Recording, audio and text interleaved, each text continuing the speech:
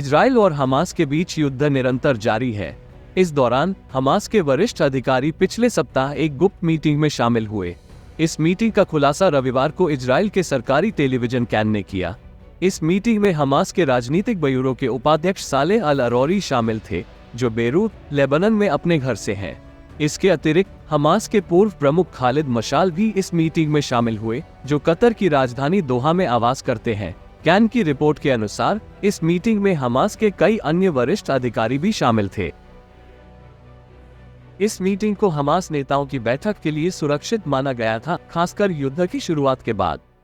तुर्की के राष्ट्रपति एर्दोगन ने इसके बाद से ही लगातार इजराइल के खिलाफ आलोचना की है और इजराइल को युद्ध अपराधों का दोषी ठहराया है। इसके अतिरिक्त उन्होंने 7 अक्टूबर को शुरू हुए युद्ध की चर्चा की और हमास के आगे के कदमों पर विचार किया। 7 अक्टूबर को हमास ने अचानक इजराइल पर हमला किया, जिसमें 1400 लोगों की मौत हो गई। हमास के नेता अब तक युद्ध में हिजबुल्लाह की भूमिका के बारे में कोई निर्णय नहीं ले सके हैं।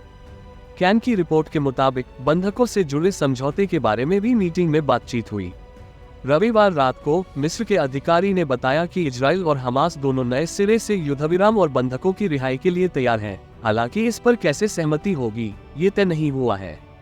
हमास ने इजरायली सुरक्षा एजेंसी शिन बेट से बचने के लिए बैठक में किसी भी टेक्नोलॉजी का इस्तेमाल नहीं किया।